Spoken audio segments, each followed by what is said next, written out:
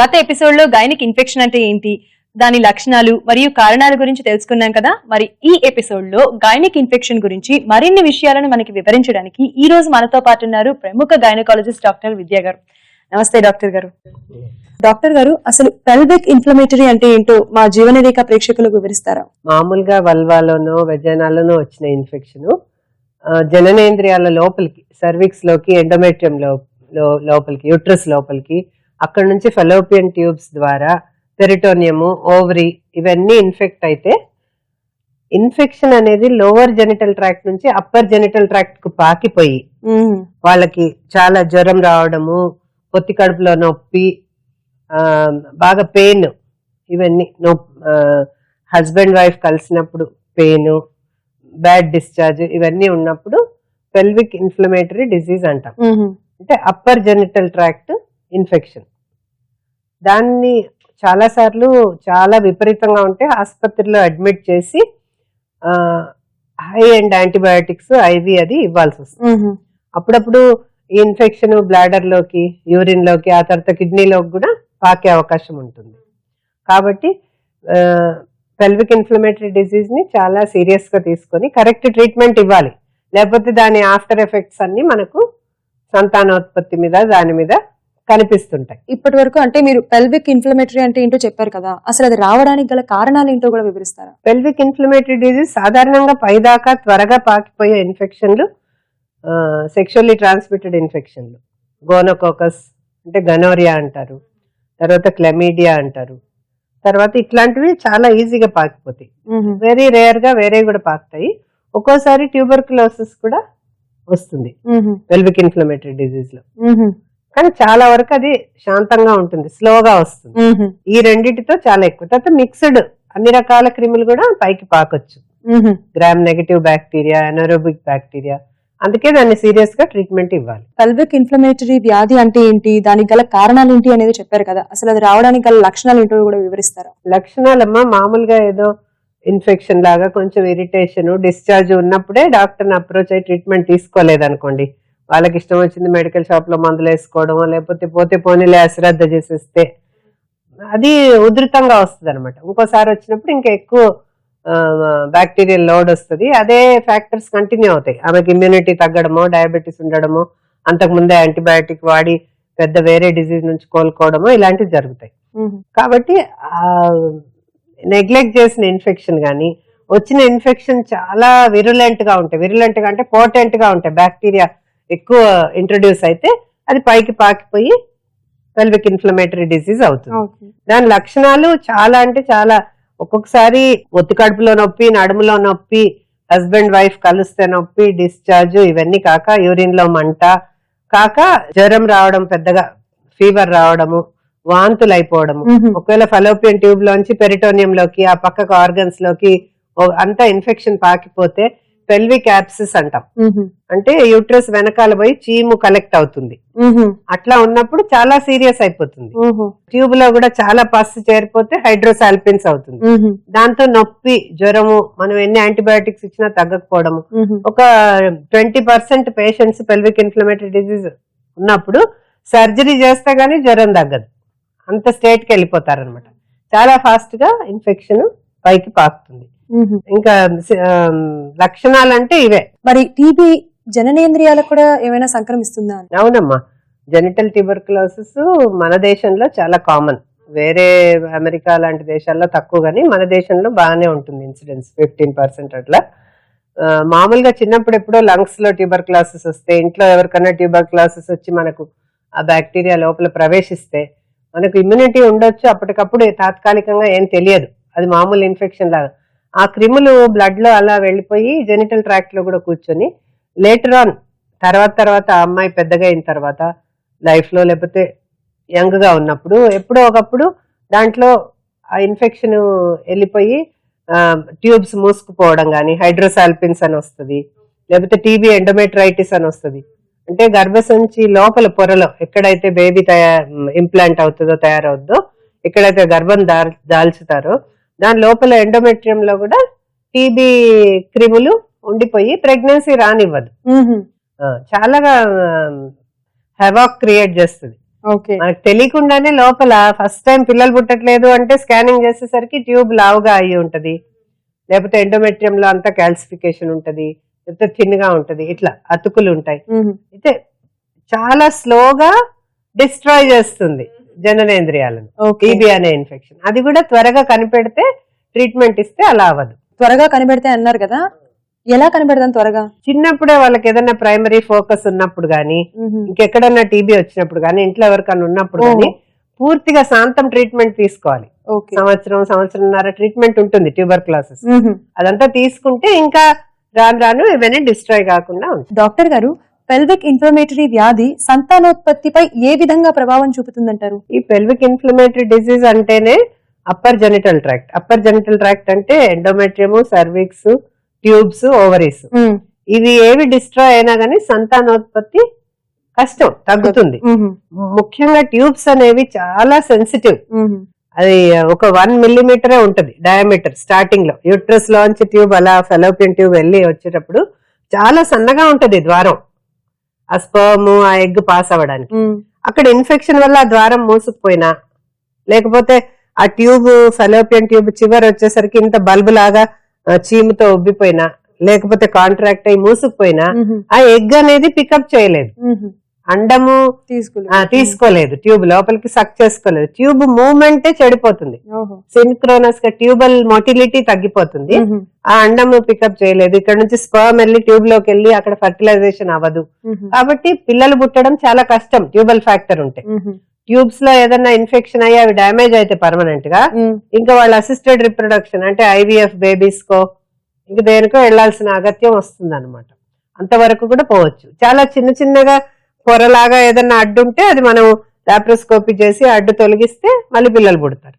పెద్దగా tube damage అయితే మాత్రం ఆ ట్యూబ్ తీసేసి తర్వాత ఐవీఎఫ్ చేస్తారు. సంతానోత్పత్తి మీద ఇప్పుడు మామూలు వాళ్ళకి ఈజీగా కనే వాళ్ళకి పెల్విక్ ఇన్ఫ్లమేటరీ డిసీజ్ ఉన్న వాళ్ళకి 50% తగ్గిపోతుంది. దానివల్ల సీక్వెలే ఉంటాయి. ఈ ట్యూబ్స్ ఎఫెక్ట్ అయ్యి ఎండోమెట్రియం ఎఫెక్ట్ అవుతే, ఒకవేళ ట్యూబ్స్ ఎఫెక్ట్ కాకుండా ఎండోమెట్రియం ఎఫెక్ట్ అయినా గానీ అక్కడ వచ్చే ఫర్టిలైజ్డ్ అండం కూర్చోవాలి, మంచిగా పెరగాలి అంటే అక్కడ థిన్గా ఉంటుంది, లేకపోతే అతుక్కొని ఉంటుంది. ఎక్కడైతే అది పెరుగుతుందో అక్కడ కూడా అనుకూలంగా లేకపోతే అబార్షన్స్ అవుతాయి, పికప్ కాదు ప్రెగ్నెన్సీ. ఇవన్నీ చాలా కష్టాలు వస్తాయి. ఈ పెల్విక్ ఇన్ఫ్లమేటరీ వ్యాధి ఎక్టోపిక్ గర్భధారణకు కారణమవుతుందా? ఎక్టోపిక్ ప్రెగ్నెన్సీ వచ్చింది అని అంటే వాళ్ళకి పెల్విక్ ఇన్ఫ్లమేటరీ డిసీజ్ ఉన్నట్టే అర్థం. ఎందుకు అని అంటే ఆ ట్యూబ్స్ కొంచెం డిస్ట్రాయ్ అయ్యి స్మూత్ గా యూట్రస్ లోకి ఫర్టిలైజ్ అయ్యి వెళ్లకుండా ఎక్కడో ఒక దగ్గర అంటుకుపోతుంది ట్యూబ్ లోనే ప్రెగ్నెన్సీ పెరిగిపోతుంటది, అది ముందుకు రాకుండా. అలాంటి కారణాల వల్ల ఎక్టోపిక్ ప్రెగ్నెన్సీ చాలా కామన్. తర్వాత స్పర్మ్ కి ఇంకా తక్కువ డయామీటర్ కావాలి. స్పర్మ్ పైకి వెళ్ళిపోతుంది, ట్యూబ్ లో ఎగ్ తో చేరి ఫర్టిలైజ్డ్ ఎగ్ అవుతుంది, అక్కడ నుంచి ఆ ఎగ్ లోపలికి రాలేదు, అదన్నా కారణం అవుతుంది. లేకపోతే ఏదన్నా లోపల ట్యూబ్ లో చిన్న చిన్నగా అడ్హెషన్స్ అంటాం, పరదాల్లాగా అతుకులు అవి ఉంటే పలసగా ఉన్నా సరే అది అక్కడే కూర్చుండిపోయి అక్కడే పెరుగుతుంది. ఇంకా 1.5 month ప్రెగ్నెన్సీ 2 months ప్రెగ్నెన్సీలో ఇంకా అక్కడ ప్లేస్ సరిపోక ఎక్టోపిక్ ప్రెగ్నెన్సీకి అది రప్చర్ అవ్వడము, అబార్ట్ అవ్వడము, మళ్ళీ ఆపరేషన్లు అవన్నీ అవుతాయి. ఎక్టోపిక్ ప్రెగ్నెన్సీ ట్యూబ్ లో ప్రెగ్నెన్సీ కామన్. దానికి ట్రీట్మెంట్ తీసుకొని ఆ ట్యూబ్ లో వచ్చిందని పోగొట్టేసిన తర్వాత మళ్ళీ సంతానం కావాలనుకుంటే అక్కడే వచ్చే అవకాశాలు ఏమైనా ఉంటాయా, లేకపోతే అలాంటివి ఉండవా మేడం? సాధారణంగా అటు సైడ్ ట్యూబ్ తీసేసాక వేరే ట్యూబ్ బాగుంటే ఉంచుతాం, ఇంకా వాళ్ళకి అవకాశం ఇస్తాం సంతానోత్పత్తికి. 2 ట్యూబ్స్ డిస్ట్రాయ్ అయిపోయి 2 ట్యూబ్స్ కి అడ్హెషన్స్ ఉంటే 2 ట్యూబ్స్ తీసేసి ఐవీఎఫ్ చేసుకోవడమే. మనం గత ఎపిసోడ్ లో గొనోరియా వ్యాధి అంటే ఏంటో చెప్పారు కదా, అసలు దానికి గల లక్షణాలు ఏంటో కూడా వివరిస్తారా? గొనోరియా అనేది ఒక సెక్షువల్లీ ట్రాన్స్మిటెడ్ డిసీజ్ అమ్మా. దాని లక్షణాలు ఏంటంటే పల్చగా చీములాగా ఎల్లోయిష్ గా వైటిష్ గా ప్రొఫ్యూజ్ గా ఎక్కువ డిశ్చార్జ్ అయిపోవడం, మళ్ళీ పెయిన్ రావడం. అది పెల్విక్ ఇన్ఫ్లమేటరీ డిసీజ్ కాబోతుంటే పొత్తి కడుపులో నొప్పి, యూరిన్ పాస్ చేస్తుంటే మంట, నడుములో నొప్పి, హస్బెండ్ వైఫ్ కలిస్తే నొప్పి, డిస్పెరూనియా అండం, ఇవన్నీ ఉంటాయి. ఉన్నప్పుడు వెంటనే అది ఏ రకమైన ఇన్ఫెక్షన్ అని ట్రీట్మెంట్ తీసుకోవాలి. అది గనోరియా వ్యాధి లక్షణాలు. సిఫిలిస్ ఇంకొక సెక్షువల్లీ ట్రాన్స్మిటెడ్ డిసీజ్ కదా, మరి దానికి సంబంధించిన లక్షణాల గురించి వివరిస్తారా? Sexually transmitted disorder multiple partners అట్లా ఉన్న వాళ్ళకి ఎక్కువగా వస్తుంది. ఇది primary secondary, latent, tertiary syphilis అని ఉంటది. అంటే ఏళ్ల తరబడి ప్రొలాంగ్ అవుతుంది ప్రైమరీ స్టేజ్ లో మనం ట్రీట్మెంట్ ఇవ్వకపోతే. ట్రీట్మెంట్ చాలా సింపుల్ ఉంటది, పెన్సిలిన్ లైక్ యాంటీబయాటిక్ తో మొత్తం ఎరాడికేట్ చేయొచ్చు. లక్షణం ఏంటంటే ప్రైమరీ స్టేజ్ లో ఒక పెయిన్లెస్ గా అల్సర్ వస్తుంది. అల్సర్స్ కాజ్ చేసే సెక్షువల్లీ ట్రాన్స్మిటెడ్ డిసీజెస్ గత ఎపిసోడ్ లో చెప్పాను. అల్సర్ వస్తుంది వెజైనాలో కానీ, సర్విక్స్ దగ్గర కానీ, ఏనల్ కెనాల్ దగ్గర కానీ, ఎక్కడైనా పెరీనియం లో అల్సర్ రావచ్చు, లిప్స్ దగ్గర రావచ్చు, గొంతులో రావచ్చు. అది పెయిన్ఫుల్ గా ఉండదు, పెద్దగా ఉంటది అల్సర్. దాంతో పాటు బిల్లలు కడతాయి. అది ప్రైమరీ స్టేజ్ లో అది ఉన్నప్పుడే ట్రీట్మెంట్ తీసుకోవాలి చూపించుకొని. అది ఇగ్నోర్ చేస్తే దాని తర్వాత మానిపోతుంది. మళ్ళీ ఒక 6 నెలల తర్వాత ఇలాగే బిల్లలు కట్టడం, గజ్జల్లో బిల్లలు కట్టడం, తర్వాత మొత్తం బాడీ అంతా ర్యాష్ వస్తుంది. అప్పుడు కూడా మిస్ అయితే, అది ఇంకేదో వైరల్ ఇన్ఫెక్షన్ అనుకొని మిస్ అయితే, ట్రీట్మెంట్ సరిగా తీసుకోకపోతే అది లేటెంట్ ఫేజ్ గమ్మున ఊరుకొని మళ్ళీ ఎప్పుడు 10-15 ఏళ్ళు మనం 40-50లో ఉన్నప్పుడు హార్ట్ మీద, లేకపోతే బ్రెయిన్ మీద, ఇలా స్పైనల్ కార్డ్ మీద ఎఫెక్ట్ చూపే అవకాశం ఉంటుంది, నర్వస్ సిస్టమ్ మీద. కాబట్టి ఇట్లాంటివన్నీ ఏదైనా జెనిటల్ అల్సర్స్ వస్తే కరెక్ట్ గా చూపించుకొని డయాగ్నోసిస్ చేయించుకోవాలి. అలాగే అసలు హెర్పిస్ వ్యాధి లక్షణాలు ఏంటి, దాన్ని నయం చేయవచ్చా? హెర్పిస్ వ్యాధి అమ్మా, అది కూడా ఫస్ట్ వచ్చినప్పుడు చాలా చిన్న చిన్న అల్సర్స్ వస్తాయి. యోని దగ్గర, పెరీనియం మీద కూడా రావచ్చు, ఎక్కడైనా ఆ ఏరియాలో, జననేంద్రియాలు, ఎక్స్టర్నల్ జెనిటేలియా దగ్గర రావచ్చు. చిన్న అల్సర్స్, చాలా బర్నింగ్ సెన్సేషన్ ఉంటది. దాని మీద యూరిన్ పడ్డా, నీళ్లు పడ్డా మండిపోతుంటది అన్నమాట. అలాంటి క్లస్టర్స్ అల్సర్స్ వస్తాయి. ఒక్కోసారి అదే వేరే చోట అంటుకొని ఇంకా కొన్ని అల్సర్స్ వస్తాయి. మానడానికి చాలా టైం పడుతుంది, 2 to 3 weeks పడుతుంది. తర్వాత ఆ టైంలో హస్బెండ్ వైఫ్ కలవద్దు, ఒకరి నుంచి ఒకరికి సంక్రమించే పాసిబిలిటీ ఉంది. కరెక్ట్ గా దానికి యాంటీవైరల్ ట్రీట్మెంట్, అదే అని డయాగ్నోస్ చేసి యాంటీవైరల్ ట్రీట్మెంట్ తీసుకోవాలి. ఆ యాంటీవైరల్ ట్రీట్మెంట్ కూడా కొంచెం ప్రొలాంగ్డ్ గానే ఉంటుంది, 10 to 15 days. తర్వాత ఎప్పుడు అలాంటి అల్సర్స్ వచ్చినా ఇంతే కదా, పోయినసారి వచ్చినాయి మానిపోయినాయి అని ఊరుకోవడానికి లేదు. ఫస్ట్ టైం వచ్చినప్పుడు చాలా పెయిన్ఫుల్ గా ఉంటాయి, చాలా చిన్న. మళ్ళీ వచ్చినప్పుడు అంత పెయిన్ ఉండదు. కానీ ఇది ఊరికే డాక్టర్ల దగ్గర పోయి ఏంటి చూపించుకునేది, దీనికి అనవసరం ఖర్చు అని ఊరుకుంటే మాత్రం పార్ట్నర్ కూడా వస్తాయి. అవి రికరెంట్ గా 6 నెలలకు ఒకసారి, ఏడాదికి ఒకసారి వస్తాయి. అసలు ఈ హెర్పిస్ అనే వైరస్ నర్వ్స్ ద్వారా వెళ్లి నర్వ్ గ్యాంగ్లియాన్ దగ్గర ఉండి లేటర్ ఆన్ ఎప్పుడైనా గానీ రావచ్చు. నొప్పి రావచ్చు, దురద రావచ్చు, ఎప్పుడంటే అప్పుడే ఫ్లారిడ్ గా రావచ్చు. అది మంచిది కాదనమాట రావడము. ఆ హెర్పిస్ సింప్లెక్స్ అని వచ్చేది కూడా ఫుల్ గా క్యూర్ చేసుకోవాలి. రికరెంట్ గా ఇద్దరు పార్ట్నర్స్ కి వస్తుంటది, కొంచెం కష్టమే. త్వరగా వచ్చే వాళ్ళకి రిపీటెడ్ గా యాంటీవైరల్ కవరేజ్ ఇస్తా ఉంటారు. తర్వాత మెయింటెనెన్స్ డోస్ ఉంటుంది. అది ప్రొలాంగ్ ట్రీట్మెంట్, క్యూర్డ్ అని కంప్లీట్ గా చెప్పలేము, కానీ ప్రివెన్షన్ ఆఫ్ రికరెన్స్ లాగా చేయొచ్చు. డాక్టర్ గారు, అంటే యూరిన్ ఇన్ఫెక్షన్స్ అనేవి సామాన్యంగా మనం ఎక్కువగా వింటూ ఉంటాం. ఈ యూరిన్ ఇన్ఫెక్షన్ వెజైనల్ ఇన్ఫెక్షన్ కి ఏమైనా సంబంధం ఉందంటారా? అవునమ్మా, చాలా సంబంధం ఉంది. చాలా సార్లు వెజైనల్ ఇన్ఫెక్షన్ ఉన్నప్పుడు యూరిన్ ఇన్ఫెక్షన్ కూడా ఉండొచ్చు, లేకపోతే సింపుల్ గా యూరిన్ ఇన్ఫెక్షన్ ఉండొచ్చు, వెజైనాలో ఏం లేకపోవచ్చు. ఇది కూడా సాధారణంగా ఆడవాళ్ళకి యురెత్రా అనేది, యూరినరీ బ్లాడర్ నుంచి బయటికి యూరిన్ తీసుకొచ్చే ద్వారము యురెత్రా అంటాం. ఆ యురెత్రా చాలా షార్ట్ గా ఉంటుంది, పొట్టిగా ఉంటుంది, 2 centimeters ఉంటుంది. మనకు ఫ్రెండ్లీ బ్యాక్టీరియా ఉంటాయి. అది అన్ఫ్రెండ్లీ అయినప్పుడు, లేకపోతే దొడ్డికెళ్లే దగ్గర ఏనల్ కెనాల్ నుంచి ఆ బ్యాక్టీరియా ఏదైనా వెజైనాలోకి ఇంట్రొడ్యూస్ అయినప్పుడు, ఈ 3 కెనాల్స్ దగ్గర ఉంటాయి. పైన యురెత్రా ఉంటుంది, మధ్యలో వెజైనా ఉంటుంది, కింద ఏనల్ కెనాల్ ఉంటుంది, చాలా దగ్గరగా ఉంటాయి. Contamination common. ఒక దగ్గర ఇన్ఫెక్షన్ ఉంటే ఆ డిస్టర్బెన్స్ యురెత్రా నుంచి బ్లాడర్ లోకి చాలా ఈజీగా పాకిపోతుంది. అందుకని యూరిన్ ఇన్ఫెక్షన్ కూడా కామన్ గా వచ్చే అవకాశాలు ఉంటాయి అన్నమాట. ప్రైమరీగా యూరిన్ లో ఇన్ఫెక్షన్ అంటే ఫస్ట్ గైనకాలజిస్టే చూస్తారు చాలా మంది ఆడవాళ్ళని. యూరిన్ ఇన్ఫెక్షన్ సింపుల్ అని ఎప్పుడు అంటామంటే, అది మాటికి రాకుండా ఒక్క ఎపిసోడ్ అయితే, జ్వరం లేకుండా, ఇంకెక్కడ పొత్తి కడుపులో నొప్పి లేకుండా, కిడ్నీస్ దగ్గర నొప్పి లేకుండా అలా ఉంటే సింపుల్ యూరిన్ ఇన్ఫెక్షన్ అని మేము ట్రీట్మెంట్ ఇస్తాం. అదే రిపీటెడ్ గా వస్తుంది, చాలా జ్వరం వచ్చేస్తుంది, ఇంకా లోపల ఇంకేదన్నా ప్రాబ్లం ఉందా, అప్పుడప్పుడు అబ్నార్మాలిటీస్ ఇన్ యూరినరీ ట్రాక్ట్ ఉన్నా గానీ ఇన్ఫెక్షన్స్ వస్తాయి. అట్లా రిపీటెడ్ గా వస్తుంటే, ఇంకేదైనా కారణం వల్ల వస్తుంటే స్కానింగ్ అది చేసి కిడ్నీస్ లో స్టోన్స్ ఉన్నాయా, లేకపోతే ఉట్టి పస్సెల్స్ కాక రక్త కణాలు ఉన్నాయా, స్టోన్ మూలంగా, స్టోన్ ఉంటే యూజువల్లీ రక్తం కూడా వస్తుంది. ఇలా ఉంటే గనక యూరాలజిస్ట్ దగ్గరికి పంపిస్తాం. కానీ ప్రైమరీగా ఇవన్నీ చాలా క్లోజ్ గా ఉంటాయి. యురెత్రా అనే కెనాలు, వెజైనా, ఏనల్ కెనాల్, ఈ 3 దగ్గరగా ఉన్నందువల్ల మనం ఇప్పుడు మలమూత్రానికి వెళ్ళినప్పుడు కూడా వెనక నుంచి ముందుకు కడుక్కుంటే కంటామినేషన్ ఎక్కువ, వెనకది వెనకే కడుక్కుంటే కంటామినేషన్ తక్కువ. కాబట్టి అలాంటి జాగ్రత్తలన్నీ చాలా తీసుకోవాలి.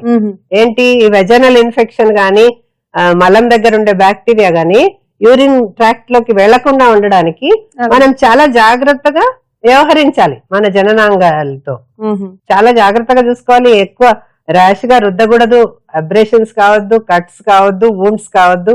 చాలా జాగ్రత్తగా చూసుకోవాలి. ఇప్పటి వరకు మీరు గైనిక్ ఇన్ఫెక్షన్ గురించి వివరించారు కదా, అసలు ఈ గైనిక్ ఇన్ఫెక్షన్ ని ఎలా నిరోధించాలి, మళ్ళీ ఇది తిరిగి రాకుండా ఉండాలంటే మనం ఎటువంటి జాగ్రత్తలు తీసుకోవాలి? మనం చిన్నప్పటి నుంచి అమ్మాయిలకు గానీ అబ్బాయిలకు గానీ ఎలా మెయింటైన్ చేసుకోవాలి, దొడ్డికి వెళ్ళినప్పుడు ఎలా కడుక్కోవాలి, ఒంటెలకి వెళ్ళినప్పుడు ఎలా క్లీన్ గా పెట్టుకోవాలి, పార్ట్స్ చేతులు కడుక్కోవాలి, శుభ్రంగా ఉంచుకోవాలి, ఏ డిశ్చార్జ్ వచ్చినా గానీ ప్యాడ్ త్వరగా మార్చుకోవాలి. ఇవన్నీ జాగ్రత్తలు. పర్సనల్ హైజీన్ బాగా ఉంటే చాలా వరకు ఇవన్నీ అవాయిడ్ చేయొచ్చు.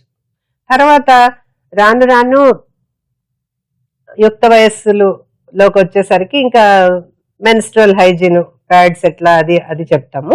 ఆ తర్వాత ఫస్ట్ ఇంటర్ కోర్స్ జరిగేటప్పుడు ఎట్లా జాగ్రత్త పడాలి. ఇవాళ రేపు మ్యారేజ్ కాకముందు కూడా ఇంటర్ కోర్స్ జరుగుతుంది కాబట్టి దానివల్ల వచ్చే వ్యాధులన్నీ ముందు ఆడపిల్లలకు చెప్పాలి, ఎట్లా జాగ్రత్తగా ఉండాలి.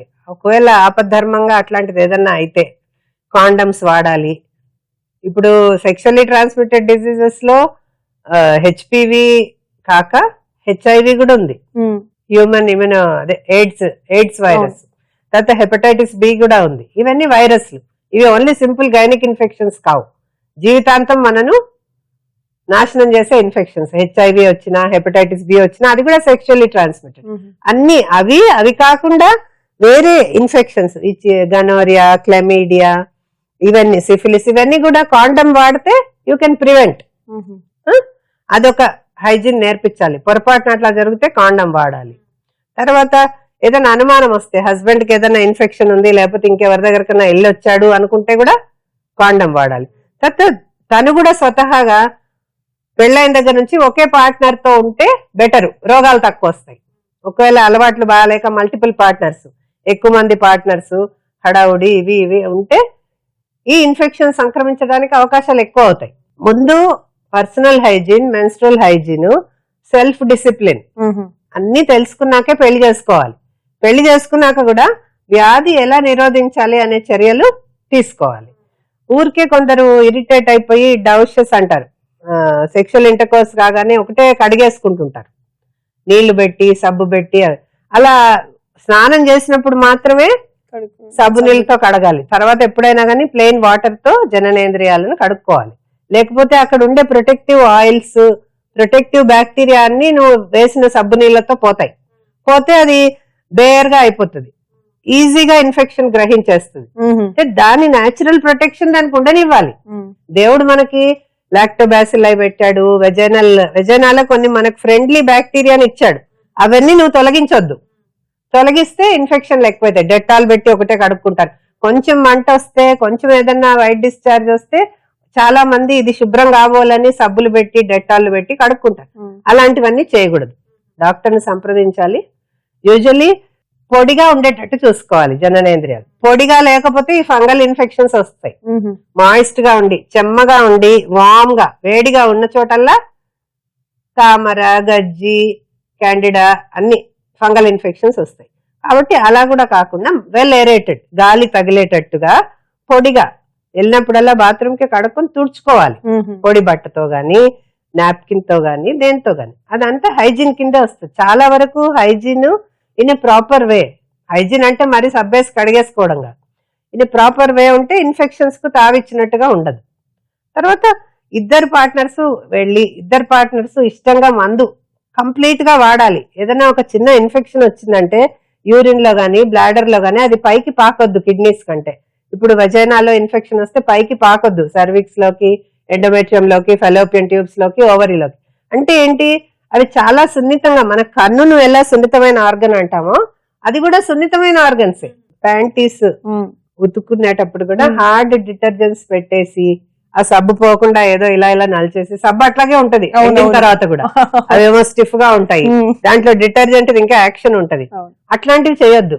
చాలా మైల్డ్ డిటర్జెంట్ తో మనమే పర్సనల్ గా ఉతుక్కోగలిగితే చాలా బెటర్, పని వాళ్ళ మీద డిపెండ్ కాకుండా. తర్వాత క్లిప్ పెట్టకుండా కింద పడ్డాగానే తెచ్చి అక్కడే పెడతారు మడత పెట్టి. అట్లాంటివన్నీ చేయకూడదు. ఎందుకంటే జననేంద్రియాలు చాలా ముఖ్యం మనిషికి.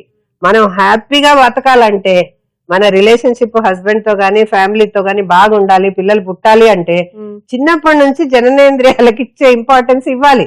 పేరెంట్స్ కూడా పిల్లలకి చెప్పాలి, పిల్లలు కూడా నేర్చుకోవాలి. అదే శుభ్రత పాటించాలి.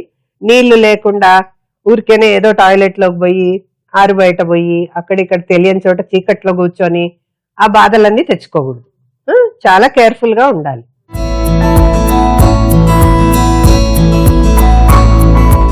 సిఫిలిస్ అనేది లైంగిక పరంగా సంక్రమించే మరో రకమైన వ్యాధి.